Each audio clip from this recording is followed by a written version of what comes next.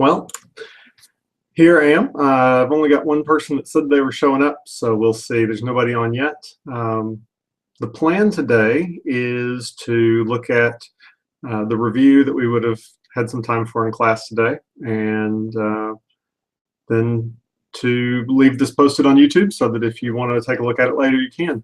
Going to leave a few minutes just for people to trickle in if they are going to. So let me put up the homework that that was assigned last week on right angle altitudes, and we'll see how that goes. I'm going to leave this here for you for just a minute, and we'll see if anybody else joins the room. Otherwise, I will just work through the review pretty quickly and sort of explain what's going on at the same time.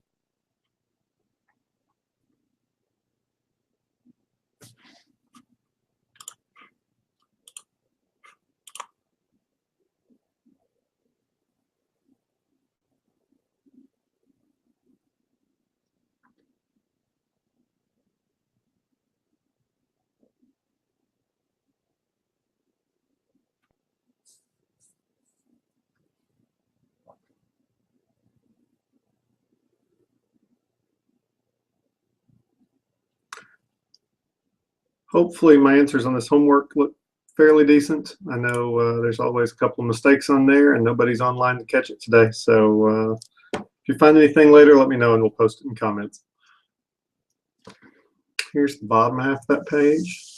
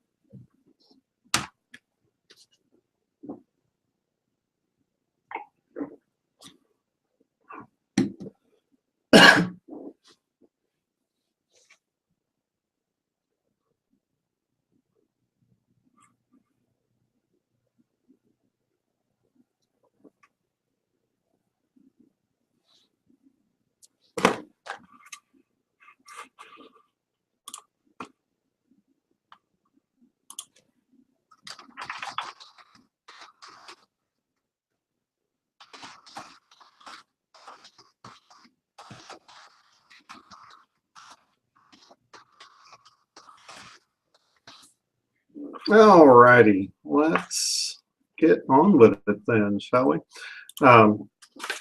If you take a look at your review here, we're going to start on the back side where there's some vocab that might be helpful to look at in a little more detail. As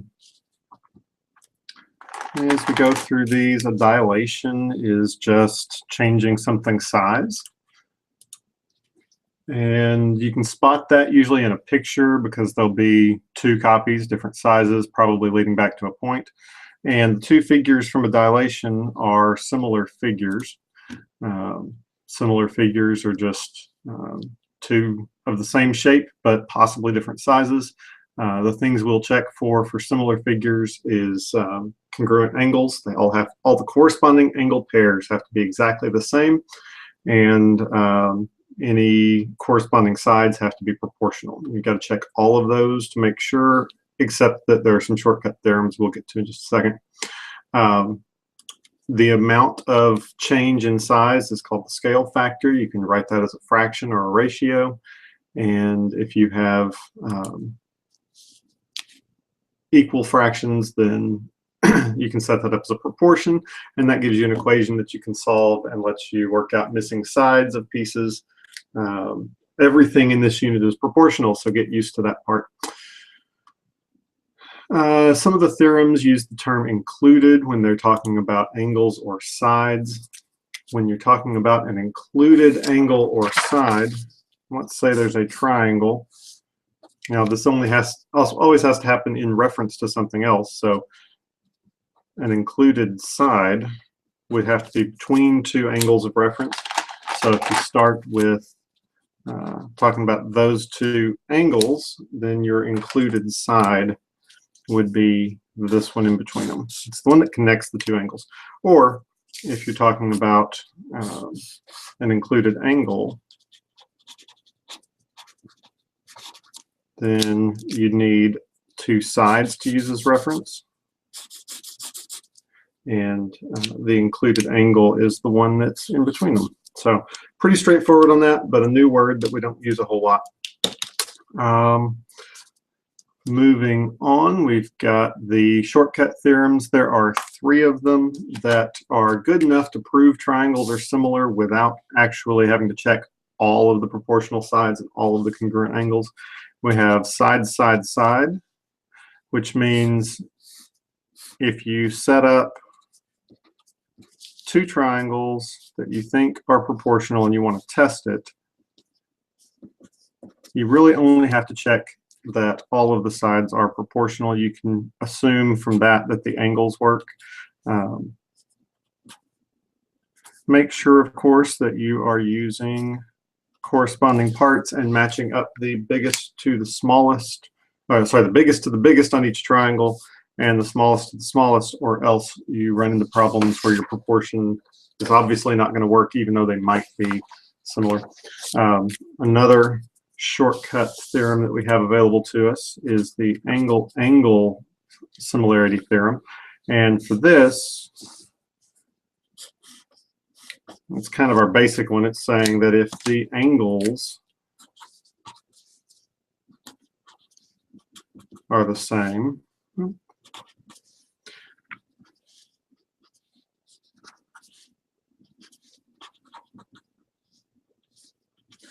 then that should be a C. Let's try that. Then these are similar figures as well, and you don't have to worry about the sides. Sometimes you don't have all the angles or all the sides, though, and you have to do a mix and match, and that's where things get a little more complicated. That's where we have the angle-side-angle theorem. So this is where that word included comes in. If we've got a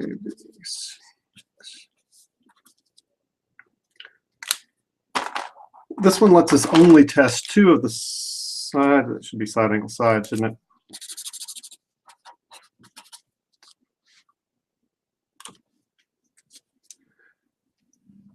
This one lets us check just 2 of our sides instead of having to look at all 3 of them.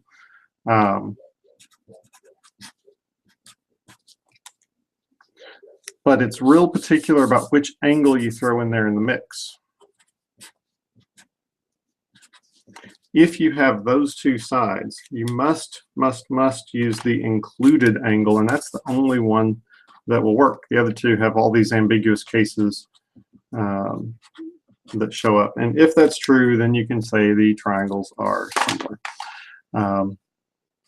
So those are our 3 for checking to see if 2 triangles are similar. And then we've got a whole bunch of others that come if you satisfy one of these. So we've got side angle side, make sure you've got the included angle.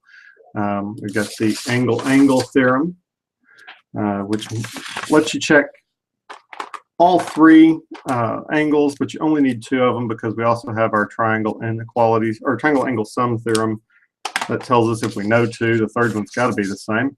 And then we started with side, side, side, which is the other option for proving triangles are similar. Once you got those, you can write a similarity statement, and once you have a similarity statement, you can do all sorts of fun stuff. For example, we can talk about the triangle proportionality theorem, which starts with a triangle. It's going to look like just one triangle, but it adds in a parallel line.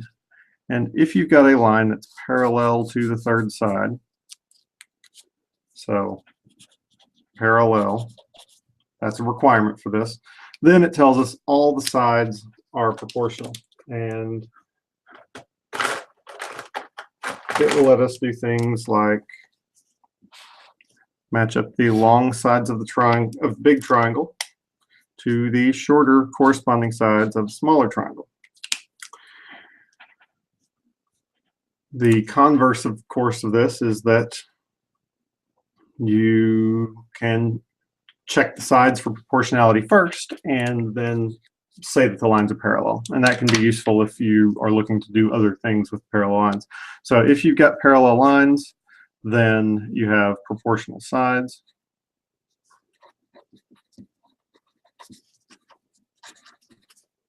And if you have proportional sides, then you have parallel lines, and that is the converse, and those work both ways. The next one is kind of similar to that. The picture is going to look almost identical. The difference is in the parts that you look at. So here, in the proportional segments theorem, it still has the same kind of setup with a triangle and a parallel side. But this time what we look at is a little bit different. Instead of comparing the whole side of the long side of the big triangle, we just talk about the little leftover pieces out here. And those will end up being proportional to those parts of the small triangle. So usually I talk about how one is proportional sides and the other one is proportional segments.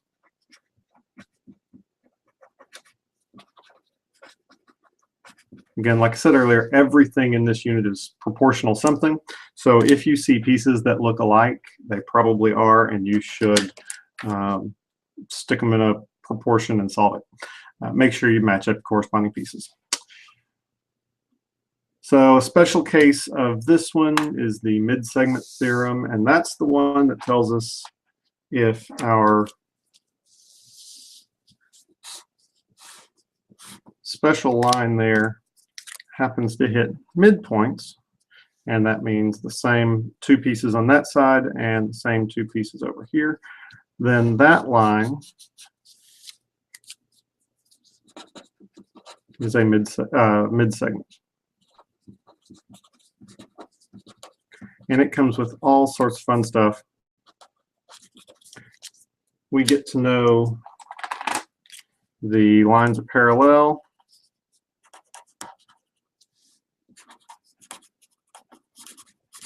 And we get to know the specific scale factor, because a midpoint is half, then we can say that the small triangle to the big triangle is a 1/2 scale factor. And that lets you do all the calculations you might need to on that thing without having to have quite as many numbers. Alrighty, what do we have up next?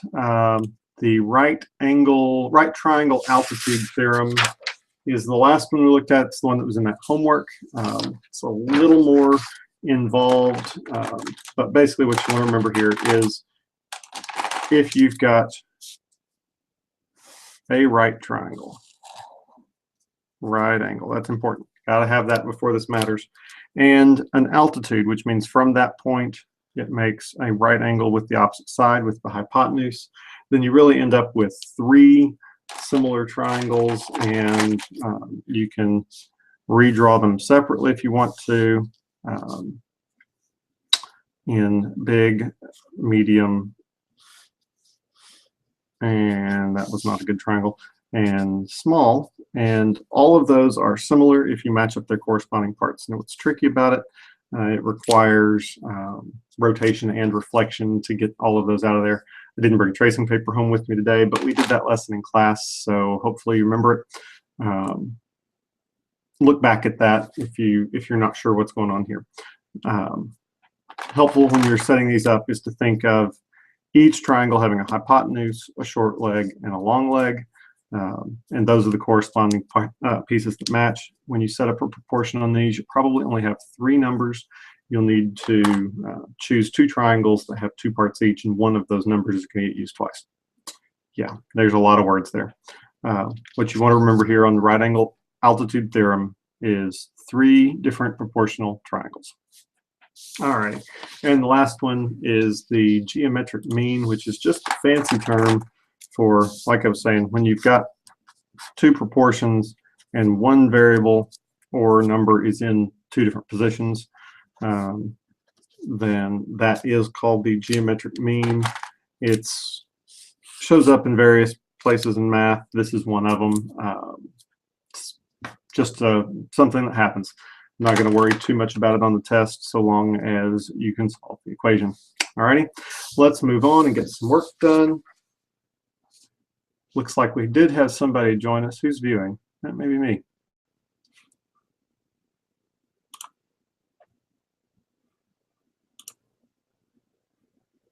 I'm taking a second to poke buttons on this. Sorry, I'm new to this game and trying to figure out who joined the room.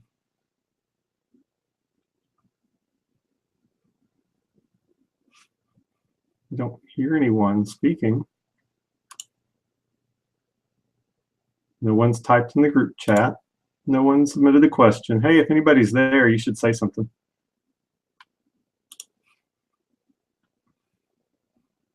Otherwise, I'll assume it's still just me.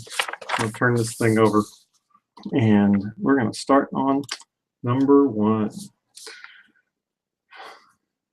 Number 1 talks about explaining the difference between congruence and similarity. Well, congruence is all the sides and the angles the same. Similarity reduces that requirement a little bit and lets us talk about the angles being the same and the sides being proportional. And the difference between same and proportional is the amount of calculation work you have to do. Same is a direct comparison. Proportional requires setting them up and dividing. If two polygons are congruent, are they similar? Yeah, they'd have to be. They'd have to be because the main requirement for similarity is that the angles are the same, and you have that incongruence. And if the angles are the same, they're going to be proportional with a scale factor of 1.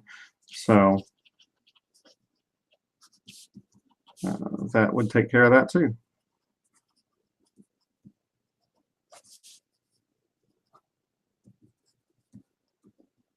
One-to-one scale factor. If they are similar, what do you know about them? Well, we talked about this. You know that their angle pairs are congruent and that their side pairs are proportional.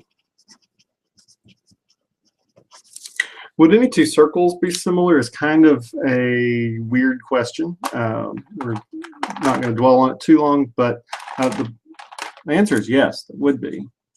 Because if you're looking at the angles of a circle, I mean, they happen at the center. They've all got 360 degrees all the way around, and that's every circle. So we could say that they have congruent angles, even though there's really not any sides to look at on a circle. But yeah, just say yes on that one if that comes up. Number 2, let's explore some of our different similarity theorems and how to pick which one to use. The question is, are they similar? And so we're going to be using angle, side, angle, side, or side, side, side. If you look at the first one, we don't know any of the information about the angles. It's all about the sides. So this is going to be maybe side, side, side similarity. The way we test that to make sure is set up the proportions. Let's see here. Corresponding sides. I need my 2 shortest ones. That'd be 18 over 13.5. We're going to test and see if that is equal to 20 over 15, and if that is also equal to 32 over 24. If all that works out, we'll be good. I did not bring a calculator home with me. Thankfully, I'm working on the computer. If I simplify all of those,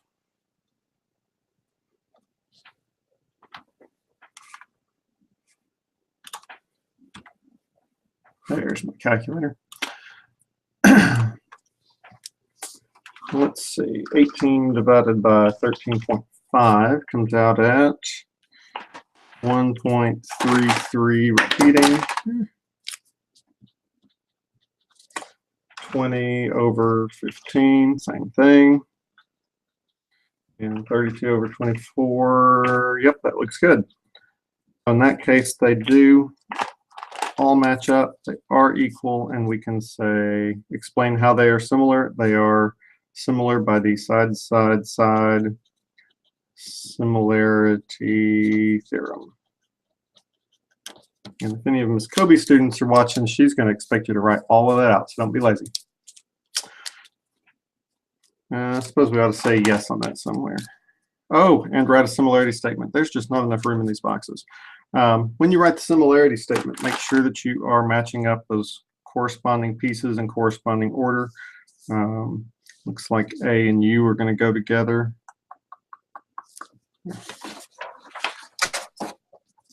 Triangle A is similar to triangle U, and I need some other letters to fill in there.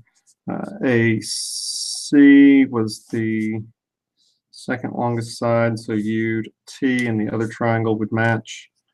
And then the leftovers are B and B. So triangle ACB is similar to triangle UTB. And that is the similarity statement you would need on this one. Okay, now on the next one. They didn't give us all three sides, so we can't use side, side, side. They didn't give us any angles, except if we look, since the two triangles here are overlapping, we can actually use this angle right here in both of them. And we can test side, angle, side, because that is in between. To use that theorem, though, we'll need to know how long the entire side is. And 12 plus 4 is 16. 15 plus 5 is 20. So then we can see that the angles are the same. It's the same angle in both triangles. The sides we've got to test out. So 4 over 16, that's 1/4. And 5 over 20 is also 1/4. So yes, they are similar by the side, angle, side similarity theorem. That would be the explain how you know they're similar. And to write our similarity statement on this one should be a little easier because you've got that obvious shared angle in the middle. Triangle RST is similar to triangle PSQ. And we're done. The last one doesn't have any numbers at all on it. No numbers. How will we deal with no numbers? Well, we use those parallel lines right there. And think back to the unit right before Christmas where two parallel lines crossed by a transversal have all these special angle pairs, and the one we like the most is corresponding angles, and they are always congruent on parallel lines. Now some of us still are forgetting to think about that when we see it. Keep this right here in your head because we will see it a lot. And once you know that, you can add some extra information to this picture because there's corresponding angles here. There are corresponding angles here, and that right there is enough to satisfy the angle-angle similarity theorem. Of course, if you wanted, you could also come back and talk about that one that they share and have angle, angle, angle, and know that all three are the same according to our similarity rules. So finally, on this one, we'd have our similarity statement triangle. I'm going to do XWP. That would be the small one. It's similar to triangle YWZ. That'd be the big one. And that wraps up number 2.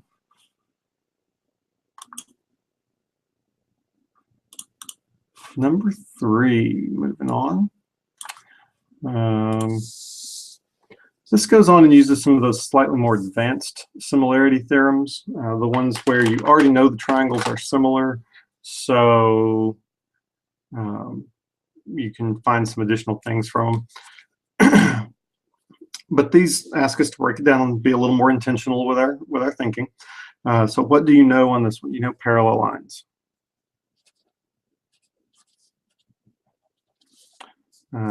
What can you conclude? Well, if we think back to all of our theorems from the vocab talk, from parallel lines, we could either talk about proportional sides or proportional segments.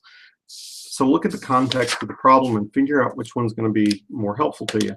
In this case, I think we're going to go with segments because my missing piece right here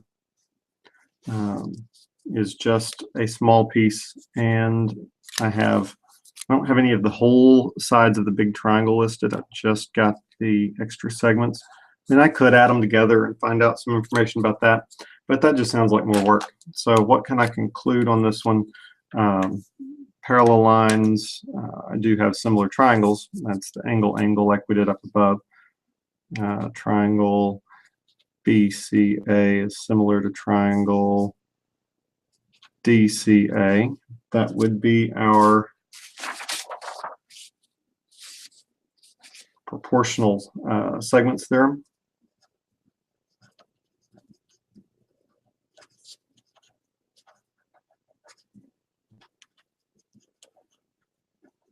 And they want me to find CE. That's that one right there. So we are going to set up that proportion. And on this one, it will be, looks like the short pieces are 4 and X, and the outer segments are 8 and 12. You guys like to cross multiply. I think that's a dirty word. I talk about solving equations by doing opposite operations, but in this one, I think we can probably use some mental math and shortcut that, because what I see here is 4 is half of 8, and for that proportion to be true, that same ratio, same relationship will have to happen over here. So if I think, what is half 12 to go on top and match that relationship, X has to equal 6.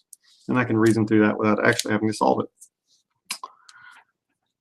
which is cool. It shows some number sense. And if you do that on a test, I won't mind, but make sure that you do write the proportion. If you just look up here, you can probably do the same thing, but give me the numbers, even if you don't work out all the steps on an easy one like that. For the next one, what do we know? Well, we look at this and they don't tell us anything's parallel. That's a problem. But we do have all of the little line segments. So here is these two and that one. And here's the long ones. And so we can set up a proportion and test and see if it fits. Well, that would be 4 and 2 and 16 and 8. And in one like that, I'd be looking at, again, that's 1/4. So is that. And so we do have proportional segments. What can we tell from that? Well, we go back and we look at which of our theorems can start with proportional segments. It would tell us the lines are parallel, and that's kind of cool. So what do we know? Proportional segments. What can we conclude? Parallel lines. And that was the one that worked backwards. So let's call that the converse of the proportional segments theorem.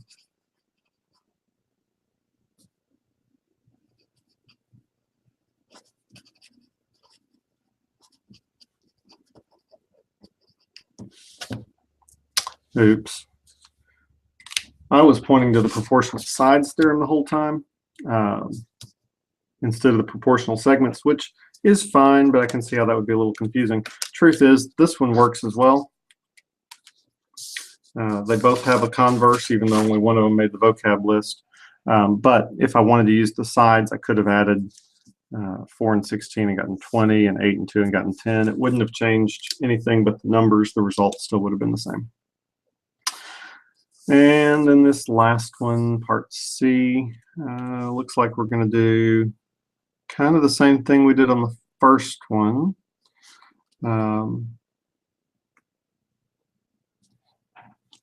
Yeah, we've got proportional, we've got the parallel lines. So what do we know? We know parallel lines.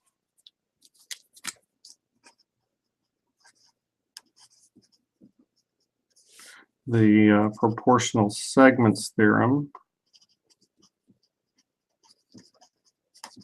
tells us that we have, well, proportional segments. We can set up GH over HJ is equal to KL over LM if you wanted to write it out as an equation, and then when you go putting in all of your pieces, it writes out pretty easily. 8 and 10, 6 and X, because they want us to find LM. And now this one doesn't look like it's going to be quite as easy to solve in our heads. Yeah, you could probably do it, but if not, there's always the process. You've got to multiply to get rid of division. So I'm going to multiply both sides of my equation by 6, because anytime we multiply on one side, we have to multiply both. That'll get rid of my 6's over here, but I've still got an x, so let's multiply both sides by x. It's going to leave us multiplying in the end by 6x on both sides, but part of that will cancel out each time. We will be left with 8x equals 10 times 6 is 60. And you can divide 60 by 8 and get 7.5.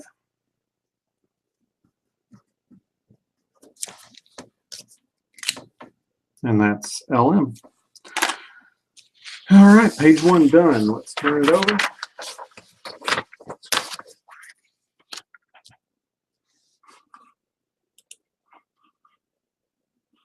And let's take a look at question number 4. Anybody tired yet?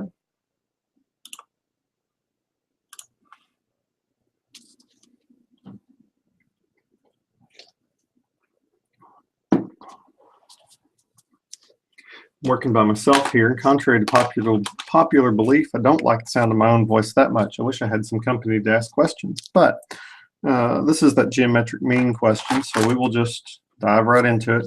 When do you use the geometric mean? As far as we're concerned, it's going to be when you have a right triangle, number 1, and number 2, an altitude. That means this other right angle here. Excuse me. Redraw the picture into 3 right triangles. That can be really helpful. So there's the biggest one set basically the way it is on the page already. Here's going to be the middle-sized one, and then here's going to be the little baby triangle. Now notice that they're all going to have right angles. It's just that that right angle moves around. It was here for the big one, which means this is C, and A, and B. And the letter labels are really important when you do this. For the middle one, that right angle is here. So here's D. And then, let's see, it pointed over here to A. It looks like we're going to reflect that down. And that puts C as the other branch of that right angle. And then the last one is the small triangle right angle is here, D, as well, same point. But this time, as it sort of rotates and reflects down, its short leg end is B over here, and it points up to C at the end of the long one. So you can see how the letters get rearranged, even though the triangles are now all pointing the same direction. So write the proportions that could be used to solve this problem. There's a whole bunch. This is going to be a long, tedious problem to write, but you could talk about any of those pairs. Let's see, CA over DA, CA over DC, or we could match it up small to big, and we could say dA over dC, and those are all going to be the same as every other scale factor you get here in every combination. CB over DC, big to small, CB over DB, medium to small, DC over DB. And then the hypotenuses as well would all work. So big one, AB over medium one, AC, big one, AB over small one, CB, and medium to small, that's what I'm leaving out, AC over CB. And it turns out, because these are three similar triangles, it doesn't matter how you mix and match them. Scale factors should all be the same, except I totally mixed those up, because if we look at it, I tried to oversimplify. I tried to just throw everything into one big equation. But these two triangles would have one scale factor. These two would have a completely different one, because this one gets more smaller than the big one. So really, we should make sure that when we pick these out, we're using pieces from the same pair of triangles. That stinks.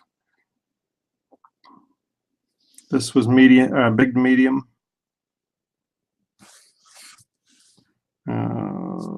This was medium. Let's see. This was big to medium. And this one. So those are the ones that are really equal to each other. And then you'd have to have a separate equation matching up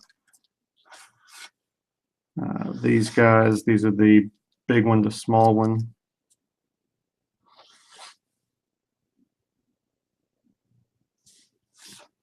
Those are all proportional. See, I've made a big mess out of this one, and I'm sorry about that. And the remaining three would also be usable. Basically, you're going to pick two triangles that each have two pieces of information, and you're only going to write the proportions you need for that one. This got silly. All right. Now that we are done with that mess, let's move on to talking about the mid-segment. Mid-segments are real easy. Most people in class see them, know that they are intuitively half the length and half the size of the of the other triangle. But then when we write equations with them, we forget to use that. We'll see that some more later on, I'm sure. But let's dive into this problem. M, N, and P are the midpoints. Oh, I guess we should look at the top and explain the mid-segment theorem. Basically, we have the parallel lines.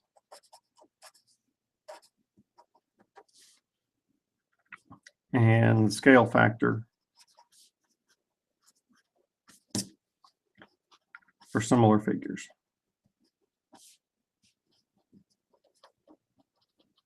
And it's going to have a scale factor of 1/2. Now we go. These instructions for down here. Point M, I've got a cat here in my way. I'm surprised the cats haven't come in to visit with us yet. N and P are the midpoints of each of their sides on the triangle. So the first question is about parallel. NP is parallel to, well, if you look at this, NP intersects all the other lines except for KJ. So without even having to really worry about that one, you should be able to look at the diagram and tell everything that's not proportional to and win by process of elimination. KN, they tell us it's 16. Now with a midpoint, there's a couple of things we know here. We know that this piece over here is also 16 because they're equal. But it asks us about MP, which if we know that this whole thing up here is 32, then its mid-segment is half of that. So 16 again, which makes it actually the same as all the other little pieces of its parallel line. We never talked about that in class, but it's kind of cool. Let's look at NP is, if that's 23, then KJ, well, based on what we just looked at, KJ has to be 2 times 23. That's going to make it 46. And JL, the whole thing, is 24. That means that each individual part is 7. And its parallel mid-segment would also be 7, because that's half. And you can tell that this diagram is not drawn to scale. But, you know, oh well, it happens. I'm more concerned that it looks like it probably doesn't actually make a triangle either. Let's see, 16 and 7 would add up to 23, which would be exactly the third side here, and that's a violation of our triangle inequalities theorem we talked about last unit. So happy times, and this is one of those situations where you learn to use the numbers for the question and not freak out if it doesn't quite fit. But on the test, you should raise your hand and say, hey, what's going on with this triangle, and just confirm. Because if you see something like that and you're thinking about it, first of all, good for you, remembering everything and making sure that it's all consistent. And second, sorry. We create a lot of problems, and sometimes that happens. All right. Number 6 uses one of our proportionality theorems, and it's asking about a mid-segment, so we may get into that. We'll find out. I can probably tell real quick that this is not a mid-segment because we don't have a midpoint here. 3 is not as long as 8, so those two pieces are not the same. But if we start off with, we know that they're parallel, so we know that they have to be similar triangles. We don't have to worry about proving that. Well, X ought to be real easy to find. We can match up corresponding pieces here.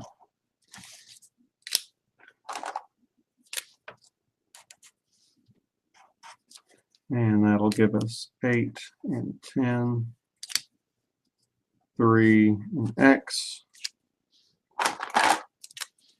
And set up our proportion and solve. This is another one of those that's not going to be nice for doing in your head, because I'm pretty sure it's going to come out as a decimal.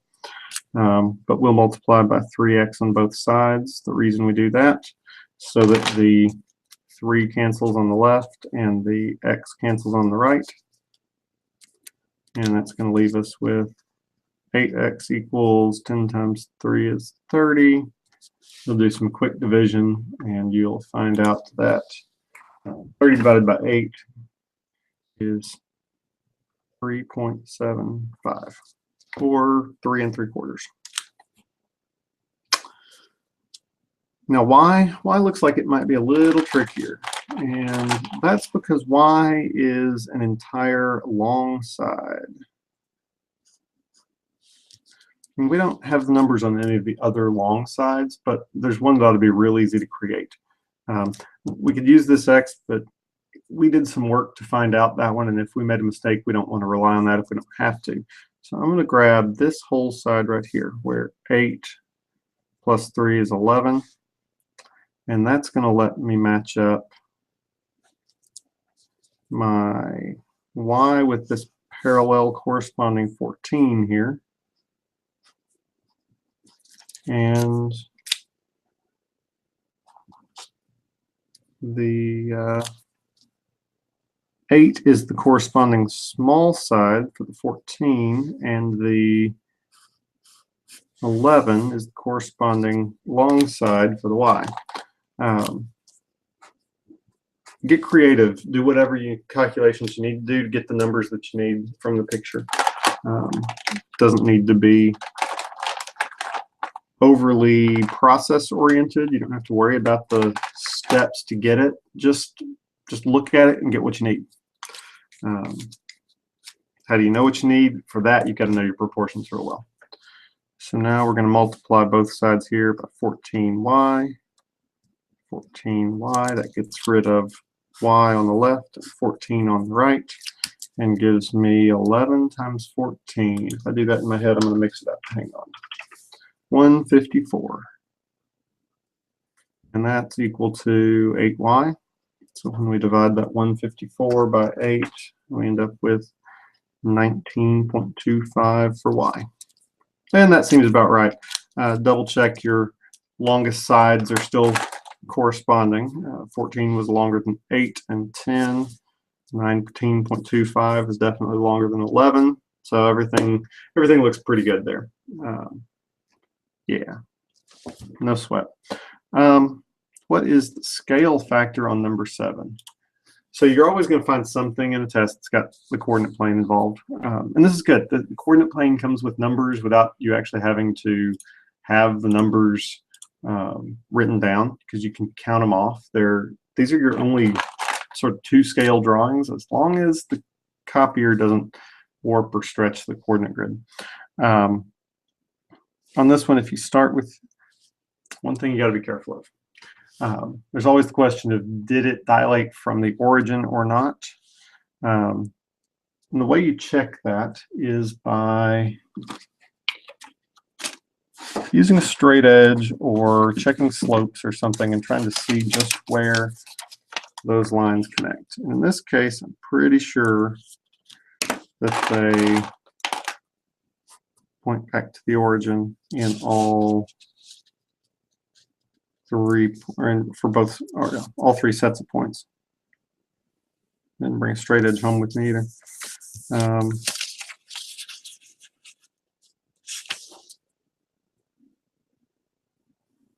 There we go. So because these do appear to be hitting the origin there, calculating the scale factor is going to be real easy.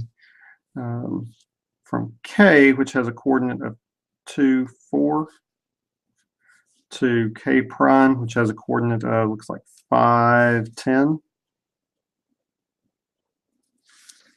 We should just be able to set up division and see if everything works out. That'd be 5 over 2, 10 over 4, but we might want to check another point and make sure too. So J was 6, 2, and J prime was 15, 5. So if all of that is also equal to corresponding, let's see, x 15 over 6, and 5 over 2, then we should be able to check and see what our scale factor was. And we see already those are the same. And 10 over 4, 2 goes into both of those. Guess what? 5 and 2. 15 and 6 are both divisible by 3, 5 times and 2 times. So I think we have a scale factor of 5 over 2. Double check and make sure that you're going the right direction, because you might need to flip this over. 5 over 2 is actually like 2.5. That's a scale factor bigger than 1, so it should get bigger. Should be an enlargement dilation. And as we go from K to K prime, L to L prime, J to J prime, we're definitely getting bigger, so that works. If it didn't, if we come up with 2 over 5 because we set our fraction up the wrong way, we just take it and turn it over. Just make sure that your number fits the expectation of the dilation you're given. All right, that's another page down. The next 6 problems are a lot of recognizing the theorem that you're using and setting up the right proportion. And you know, they're just, you got to make sure that you've got all your corresponding parts lined up. I've been color coding all this time just because I think it makes it easier for you to look at when you have to come back and see the work later. But I'm going to strongly recommend you grab at least 2 colors for yourself and use them on the test. It's kind of helpful to be able to really identify the parts you're looking at. So grab some highlighters. I usually have a couple in the supply baskets. Don't have enough for everybody on test. So if you've got some of your own, bring them. Colored pencils will work too. So let's look at the strategies on these problems. I'm going to zoom in on these a little bit, make them easier to see. There we go.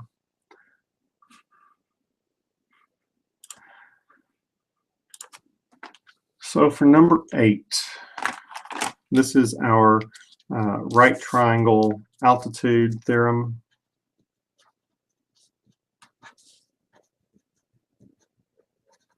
And you can draw out all of the triangles if it helps you, or you can color on the picture if that is good enough for you. It's kind of personal preference, and everybody comes up with their own style. But first, look at the piece you've got, or that you're trying to find. I've got an X here. I have to use that. When I look at what context it's in, it is either the short leg of the middle-sized triangle with X there and L, F along the long leg and G on the short, or it is the long leg of the smaller triangle. So it really serves, this is that number that serves two purposes. And if I draw the smaller triangle here, flip it around a little bit so that I've got L in the same corresponding location for that right angle, K along the short leg, G along the long leg. And this time the X that we're trying to find shows up right there. So figure out what else you've got there. I also have 25 on the medium triangle and 4 at the short leg of the small triangle. So I'll fill those in on my picture, and it should be pretty straightforward what you're using for corresponding parts. I've got them right there, and that's going to go for an X and 25, and set up the proportion, get ready to solve it.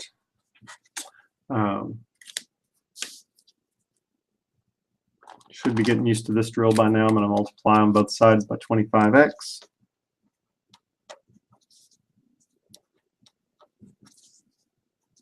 That's going to cancel out my 25s on the right side, my x's on the left side.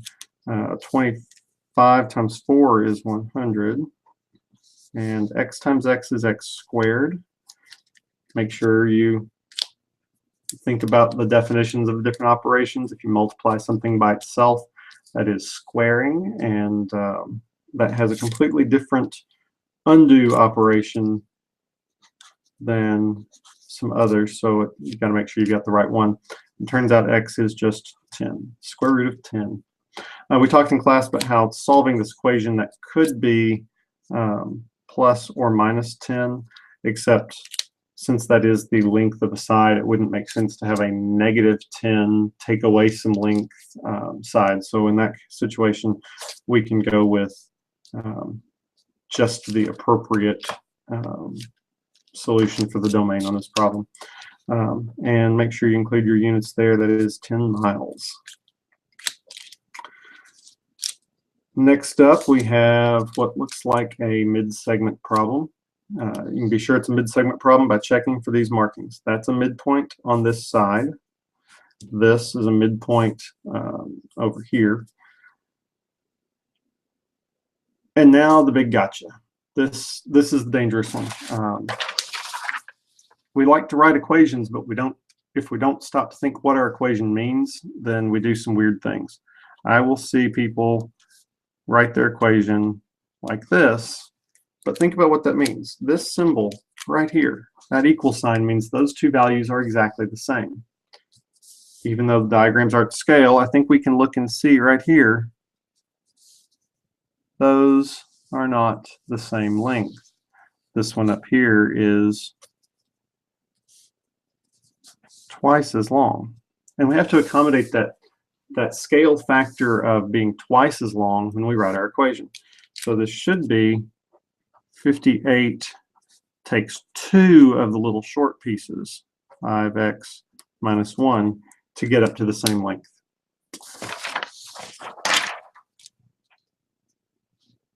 And then you've got just an equation to solve. You don't have to worry about the geometry anymore.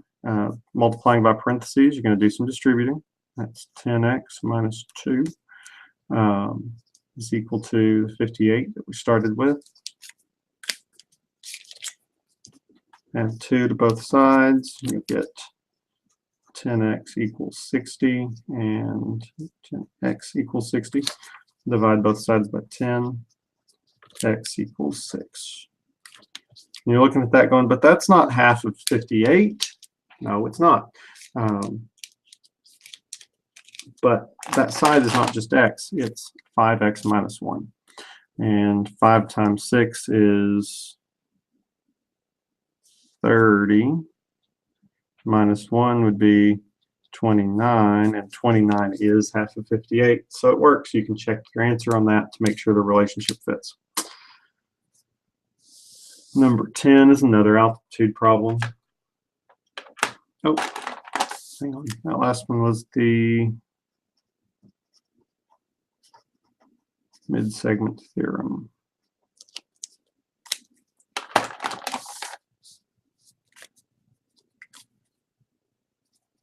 Number 10 is another right triangle altitude.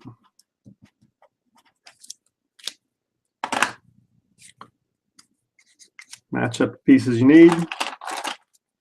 Let's see, in this one I've got a short leg of the small triangle. That's my right angle Z. And the top, because that's the pointy part, and M goes along the short leg. The other piece I have there is the 4 on the long leg. That 4 is the part this time that serves 2 roles. It is also the short leg of the slightly larger middle-sized triangle, Z, and along the short leg this time, and P goes up at the top because that's where the long leg was. And if I look what connects Z to P, right there, that's my 12 centimeters. So then the corresponding parts set up as 4 over 12 and x over 4. And this is where that geometric mean idea comes in. It's the same number in 2 parts of a proportion, one in each fraction, one on top, one on bottom. And then here, you've got some choices. You could simplify this fraction, but honestly, I just prefer to go with the same old thing I've been doing. I'm going to multiply by 4, I'm going to multiply by 12 on both sides. And my x is already on top, so it's not going to worry about it this time. The 4's cancel out there, the 12's cancel out there. 4 times 4 is 16, I'm running out of room, equals 12x. And when you divide 16 by 12, leave that as a fraction, or you can just call it 1.3. And if you do that, though, it's rounded. It's not exact anymore, so put that right rounding symbol in there. These are complicated. I'll admit it. There's a lot going on there, but if you will take the time to draw out some pictures and make sure you've got them turned and twisted the right way, they're not too bad. Watch the letters and make sure you've got the corresponding parts in the right parts of the proportion. That's my advice there for you. 3 more. We are almost done. Oh, nope, there's still one more on the back side.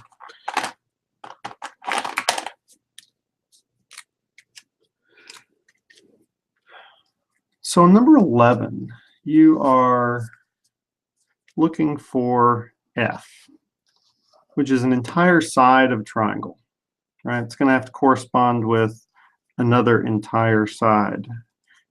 You can't match F and 6 because they're very different types of pieces, right? So for the whole side, 15 plus 6 is 21, and that'll give you something that is the same type of number as F. Matches up with 21, and 21's side is 15. So since we're talking about sides and not segments, this is going to be the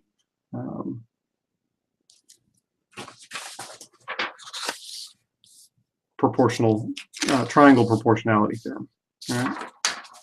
So we'll call that triangle proportionality. There we go. Set up your proportions, same as all the others. Biggest with biggest, smallest with smallest. One for each triangle. And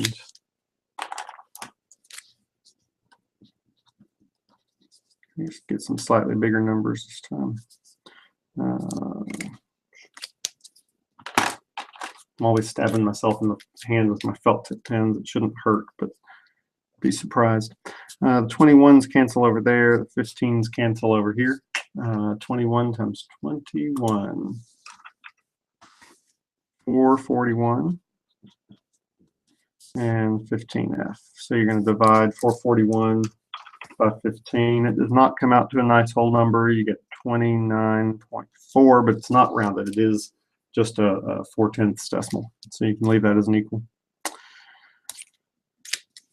Number 12 does the same thing, looks like. We're trying to find X, and it's a whole side, and it's not just a little piece. It's going to match up with this other piece. And we've got lots to choose from here. We could pick any pair we wanted to, basically. Except we can also take shortcut on this one. Notice 40 and 40. Those are exactly the same length. And 25 and 25 are also the same length. Those are midpoints, and we like midpoints. Two midpoints mean that we are dealing with the mid-segment theorem again. And we know that X is just 2 of that 32 on the mid-segment length. So to get there, to go here, all we have to do is times 2 and get 64. Saved us a proportion. Gave us an easy one we can do in our head. Multiply by 2 is pretty straightforward. But you've got to be watching out for that. You could have done it with a proportion. You just have had some numbers that we're going to give. You might have looked at it and thought it was weird or something. It's perfectly okay. But if you happen to catch those are the same number and that those are midpoints, that'll save you some time. One more of these altitude problems.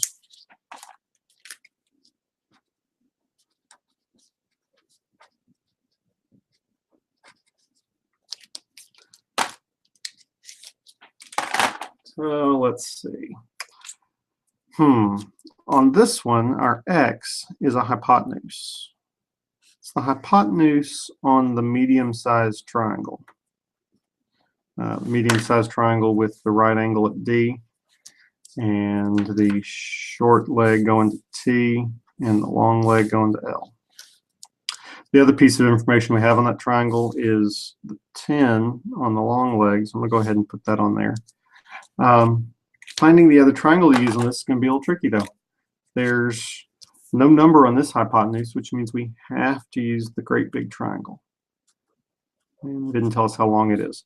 But I think by now we're all getting good enough at recognizing segment addition. If I've got 10 here and 4 there, that whole thing is just going to be 14 on the hypotenuse. And our right angle is at T. Our long leg goes towards L, which means B is over here. LT is the long leg of the great big triangle, so I'll put my X on that one. And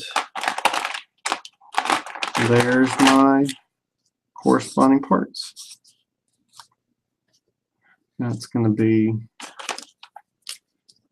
10 and X over X and 14. Make sure you're matching up long leg with long leg, hypotenuse with hypotenuse,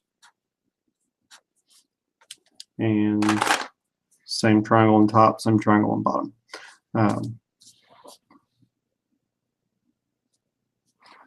There's our geometric mean happening again, where the same variable shows up in two parts. We'll multiply by 14x on both sides. We'll end up with 140 equals x squared, and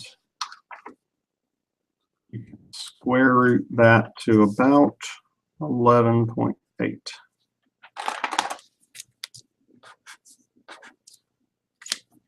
And that one is rounded, so let's adjust here. Okay.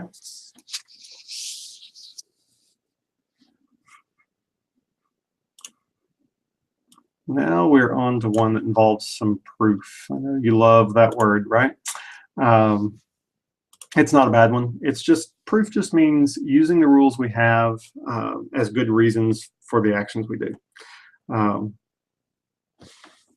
But they're going to list you out a whole bunch of information that you're going to want to transfer to the diagram so that it's not just a list, but is a little more visual and something we can look at. So they've already got our parallel lines marked for us. That's helpful. ED is 8. EC is 6. CG is 15. And CF is 10. Now it'd be real tempting to just grab whatever numbers we have there, or to go, oh, tops and bottoms must be proportional, but you got to watch out for those situations where the reflection transformation is used on these, because that can cause the numbers to not always end up where you think they will. But if you use your parallel lines, you look for a transversal on them. We talked earlier about how corresponding angles on parallel lines are congruent, but so are the alternate interior angles.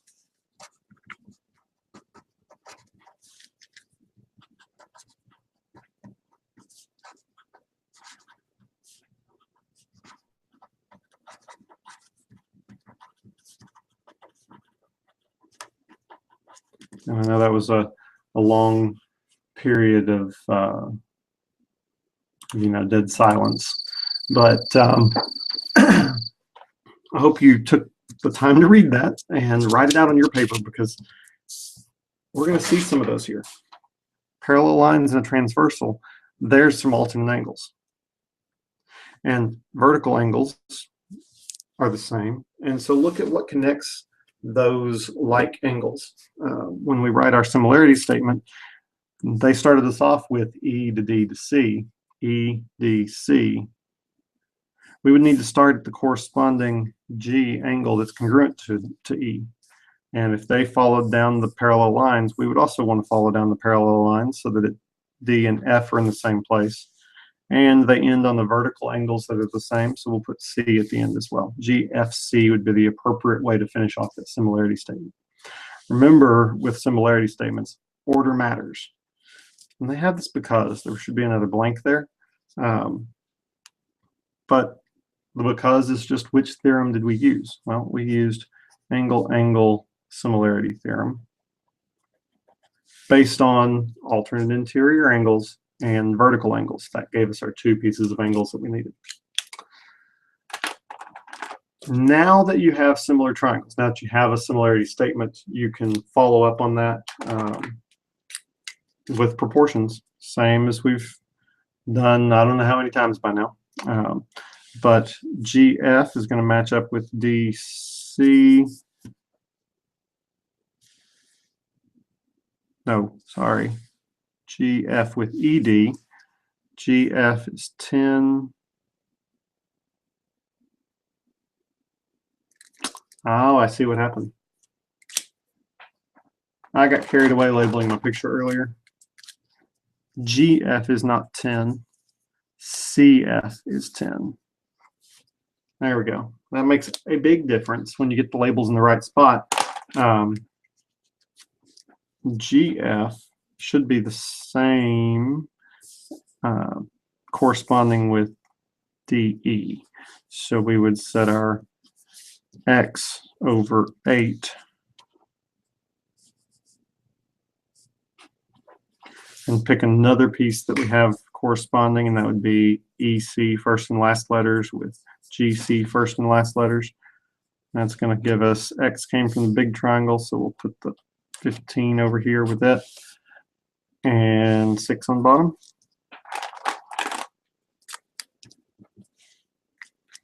I'm going to multiply both sides by 8 and 6. Cancel out the 6's on that side, 8 and 6. Cancel out the 8's over here. I'll have 6x equals 15 times 8. I could probably do that in my head, but we'll use the calculator. It comes up to 120. And then when you divide by 6 on that, you get x equals 20. And I just called GF x. That really goes right there. And then the last one they deal with is DC. It's up here. I can go ahead and use that same 15 over 6 setup, make that equal to, let's see, DC came from the same triangle as 6, so I'm going to change to Y on this one. Just use a different variable because I've already used X. That's going to match up with the 10. And so solving on this one goes 6y on both sides. And we'll cancel out the y's on the right, cancel out the 6's on the left, and get 15y equals 10 times 6 is 60. And divide by 15 on both sides to get y equals 4. DC equals 4. There we go.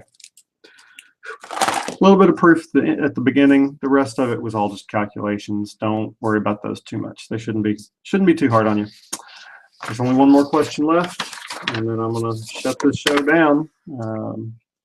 Hope that if you're watching this later, you got your questions answered. Wish you could have been with us from the start to ask me some questions. It's made this a little more entertaining. Let's see here. Number 15 asks us to go ahead and take a next step with this problem. It's a perimeter problem. We haven't talked about perimeter in a while, so don't forget you're still responsible for all of that stuff that you've ever known, perimeter, area, fun stuff like that. So on this one, to find the perimeter of STU, that's the small one in the middle, make sure that you read those letters right there. They're all mid-segments. We can see that from the tick marks. Everything's half as long as the other sides. So 24 would be 12 for TU. Tick mark here means those are both 9, and so is this one. And they gave us 10 on that middle one. So perimeter is going to be 12 plus 10 plus 9. That's add up all the sides, right? 22 and 9 is 31 units. P equals P from perimeter. All right, nothing too terrible there. Move over to number 16, and talks about scale factors. This is first identify the transformation. I hope by now you recognize when you get two different sized figures that look pretty much alike, and you know they're got to be alike because of those lines connecting them back to a single point. This is a dilation of the reduction type. The scale factor. Oh, I said reduction. This is absolutely not a reduction because you've got to look at which direction you're going, and my prime is bigger, so that's an enlargement actually. enlargent, enlarge, M-E-N-T. There we go. I'll get it written eventually. So the scale factor needs to be something that makes the figure grow and get bigger. From 24 to 42, let's see here, I'm going to make that 42 on top of 24 because that will reduce to something that gets bigger. If you're reducing fractions, 3 goes into both of those. 14 times and 8 times. Oh, I guess we can go more than that.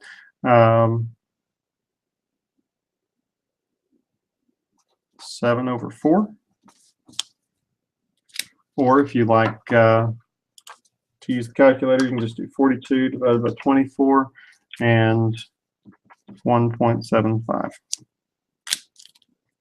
And find the value of the variable. It's easy to miss that variable hiding over there. B is the one they want. Well, at this point, you already got the scale factor. So you know that 10 times 1.75 is going to give you B. You could also have set this up as 42 over 24 equals B over 10. You get the same thing either way. And the answer is 17.5.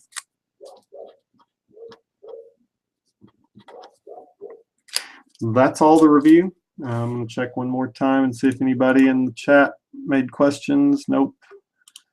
Nobody logged on. So I'm glad you joined me on this snow day. Let me know by email if you've got any questions.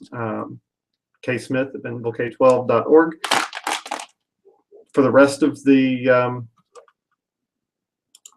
snow event here, if we're back in school tomorrow, then we'll go ahead as planned and have a new activity Tuesday and Wednesday, and the test will be Thursday, Friday. But if we miss tomorrow, we'll come back on Wednesday to the test, and then we'll rearrange for the next unit. But there's a good chance that that your test is coming up the day we see you again. So stay hard, be ready. Don't worry about the snow here. Clear that stuff out of there. Do have a good time. I'm going to go back to playing Minecraft. See you later.